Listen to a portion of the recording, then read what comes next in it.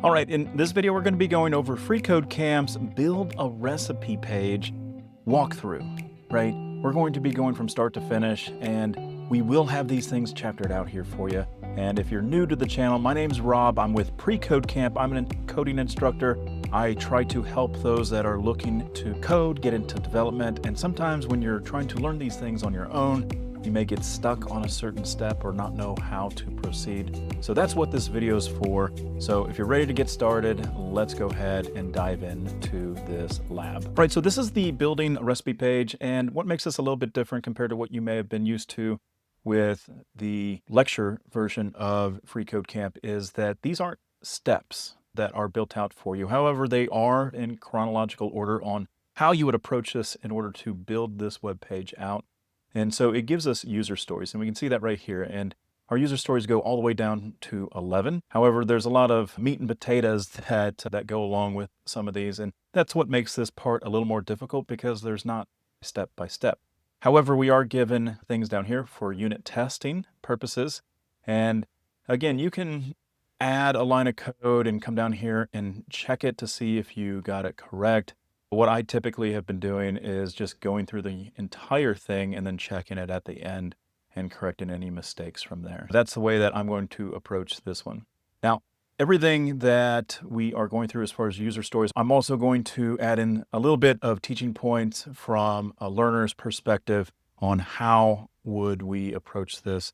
And maybe you won't need these videos in the future, but they're going to be here for you if you do. Kind of thing. The very first step here, it says we need to have a doc-type HTML declaration. And again, if you don't know anything, and one of the great resources out there is to look at W3 schools. And the reason that I bring this up is you can go ahead in there and go to Google and you can type in doc-type W3 schools, and this should automatically pop up here for you. And you can see what it is looking for. You can even read some of the documentation that it has. They have examples. And you can see right here that this is what we're actually needing, but you can go ahead and further scroll down the screen and read what it is talking about. And it's basically saying, hey, this declaration, it's not an HTML tag, it's just information for the browser to see what document to expect when it's trying to load.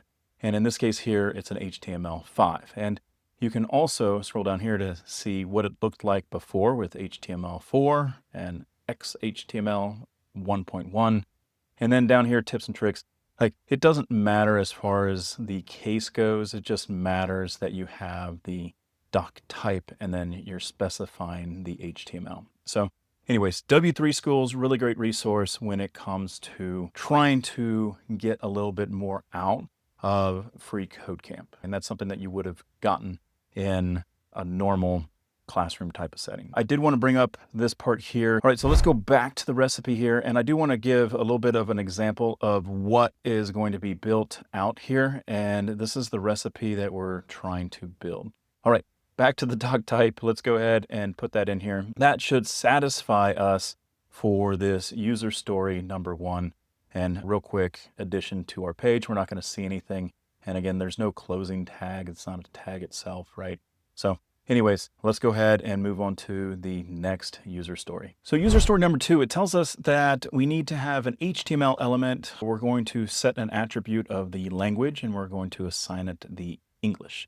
The way that this is going to work, this is going to be one of our very first open and close tags, and this is the start of our HTML document. So I'm going to go ahead and close it off here. And where does the attributes go? They always go in the beginning tag when it comes to any of these things that we want to apply attributes for. So it never goes at the end tag, but it goes right here. So we're going to go ahead and we're going to set that to English. So that should satisfy number 2. And again, I went ahead and moved that closing tag to line number 3 for now. So everything is going to be encapsulated in that HTML tag. Next, it says that in our head section, we need to have a title element and an element on here, and we need to set the character set to UTF-8. So a lot of bits and pieces put in here. When we have an HTML tag, we typically divide that up into a head section, and then we have a body.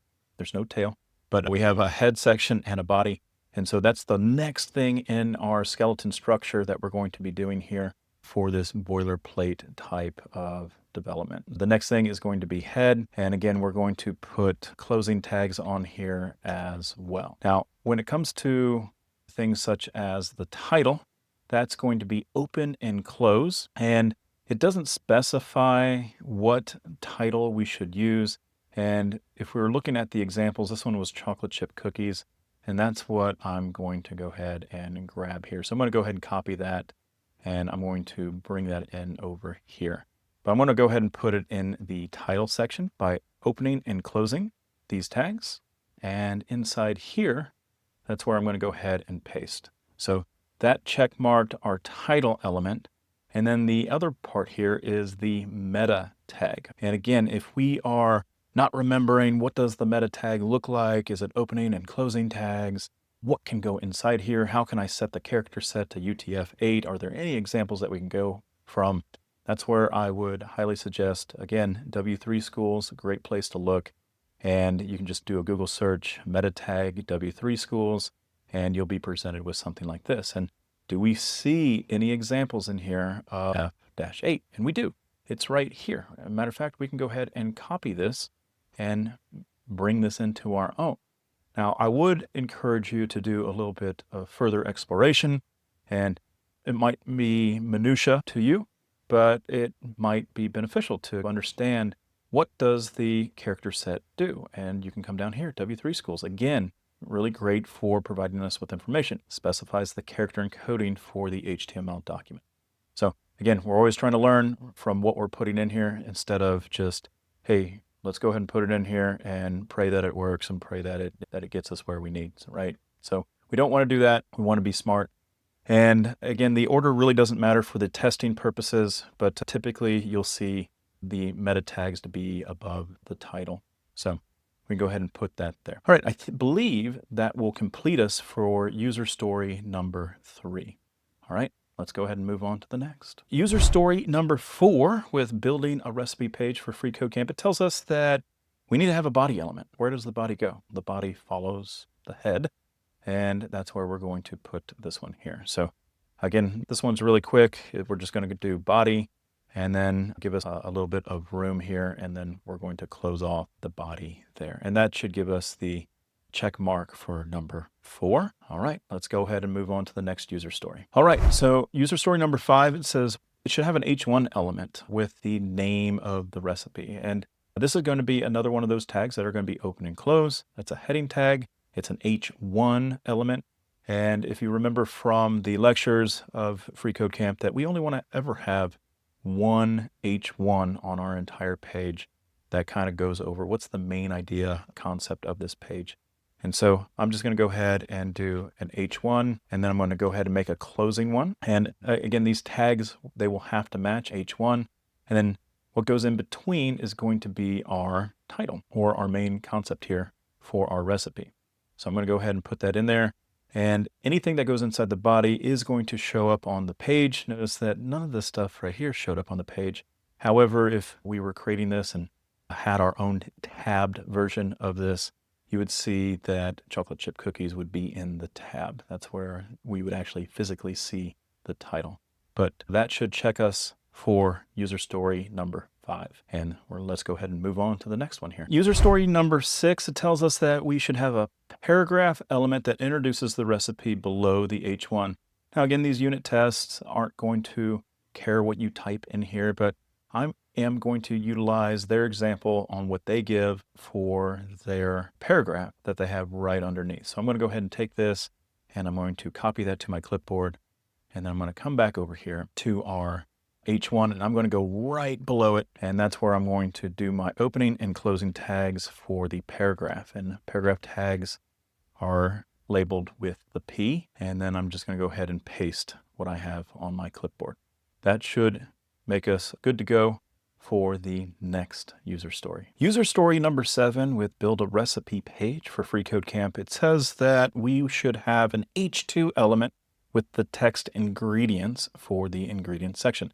Now, this is part of the unit testing. When they are giving us the word here, we have to use the words in order for us to get a green check mark here for us to use. So let's go ahead and complete this here.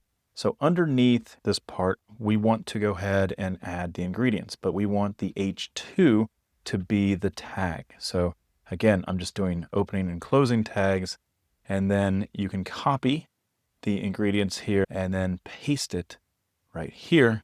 And again, that is going to give us the check mark saying that we passed that user story test. So make sure that you are using this one spelled exactly how they give it. Otherwise, it will throw an error for you when you go and check it with the tests. All right, moving on to the next. All right, so user story number 8 here, it says that we should have an unordered list element with at least 4 list items. And these list items are going to be ingredients that should be below our H2 element. I will say this, that you could put anything in between these as far as bullet points go. So if I take a look at the ingredients, it wants at least 4. So we can either type gibberish for all of these and it would still pass the test, or we can use something like this and we can just grab 4 of them. I'll go ahead and grab these 4. And with the unordered list, if we take a look at W3 schools, and we can go ahead and scroll down here, and they're all in alphabetical order. And if we come down here to the unordered list, which is the ULs, we can get an idea of what does it mean to have an unordered list. And you can see here we have an unordered list, and then each item itself, it needs to have and lie wrapped around the text in order for this to work. So back to our recipe builder, and I'm going to go ahead and start off with the UL for the unordered list, give myself some room, and then I'm going to close off the unordered list. Next, I'm going to go ahead and paste what is on my clipboard here. And we can see that if we look at the preview here, that does not look like an unordered list. Matter of fact, it doesn't even look like it's in the right place. I mistakenly put it there. So let me go ahead and get rid of this and move it under the ingredients. And so the idea or the concept on this is each one of these ingredients is going to need to have an wrapped around it. And I'm just tabbing over to give some space here. So on each one of these, I need to have and then I need to have a closing on each one of these. And you can already see that I already have my very first bullet point. So I'm going to go ahead and pause the video here, and I'm going to complete these on each side. And obviously, if you want to speed your stuff up, you can go ahead and do a real quick copy and paste and put them all in. But I'm going to go ahead and pause the video and then come back and show you the results. So this is what mine looked like all tabbed out. Again, we just have the LIs. They are wrapping each one of these, and we got the nice bullet points that we see over here. If you are running into the next row, and that bothers you, I did move this line over here. You can move this back and forth, but you can see that sometimes it doesn't look great when you're doing your coding. But if you go ahead and move this around just a little bit, your LIs will fit and look a little bit nicer on your screen while you are developing. All right, let's go ahead and move on to the next user story. Next on here is user story number 9. It says, let's go ahead and add a secondary H2 element, and this is going to be instructions. If we take a look at the preview that they give us, it's right underneath all of those bullet points that they originally gave us. Let's go ahead and do this user story. So I'm going to come down here. Again, I'm going to give myself just a little bit of space to separate some of these just for visual learning as we go through this. But it's asking for another H2. And again, just doing a closing tags of the H2. Instead of ingredients, I do need to make sure that this says instructions verbatim, because the unit test is going to look for the spelling, the correct spelling of instructions. All right, that looks good. Moving on to the next. User story number 10. It says you should have an ordered list, which is the element, and with at least 4 list items for the recipe to give us steps. And this needs to be below the H2 that we just got done creating. All right, lots of things that are put in here, and we may need to utilize W3 schools, again, learning this, going through this. And if I take a look at the OL tag on W3 schools, we can kind of see that This looks almost exactly like the unordered list. The only difference is the OL. Notice that, again, just by doing a little bit of research, you may not have known that, hey, I can have a start point of 50 instead of starting at 1. Again, ordered lists, they can be numeric, Roman numerals, right? You can apply a reversed effect on here as well. But if we click the little try it yourself, and this will pop up over here so you can actually see what's going on. And OLs are great for showing steps, recipe building, a great little exercise that freeCodeCamp is giving you guys with having an unordered list as well as an ordered list to get you thinking about both of those types of lists. Again, it needs us to have just 4 of them. We can see that we have the instructions here. I'm going to go ahead and grab just 4 of these, just like I did before, and then I'm going to apply them to just below my instructions here. So again, we're going to utilize the this time. So it's going to be OL, and then I'm going to put a closing tag on here of ordered list. And inside here, I'm just going to go ahead and paste what's on here. And now I'm just going to wrap each one of these with an LI, and it's automatically going to put those numberings on here. So I'm going to do, and then I'm going to come over here and close off the step here. So each one of these steps is going to get their own individual. And based on the screen size here, I don't think I can go much further over. It's just going to have to wrap with the text. But I'm going to go ahead and pause the video here and wrap each one of these to show you what it does look like. All right, I am back here. They're all done. Let me go ahead and move the little circle here so we can see. But the instructions are now labeled with step by step, and 1 through 4. I believe that checks the box there. And then one of the things that I did want to bring to your attention is I did add like a carriage return.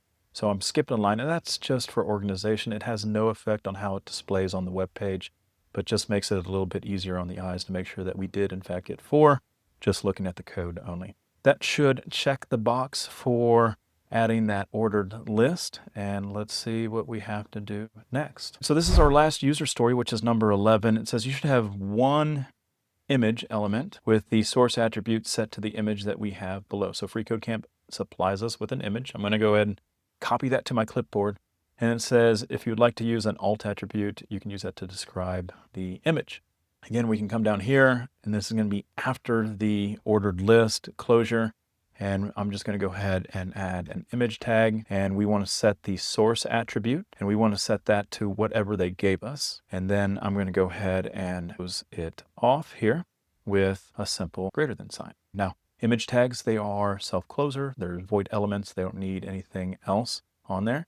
And then as far as the alt attribute here, we can just set this to ingredients, and that should satisfy user story number 11. So let's go ahead and test these results out. Let's go ahead and run the test, and it looks like we got a 100% complete. All right, that does it for this video. Hopefully you enjoyed the video. Hopefully you learned something from it. And if you like these types of videos, please make sure that you let us know in the comments, like, subscribe, and we'll see you next time.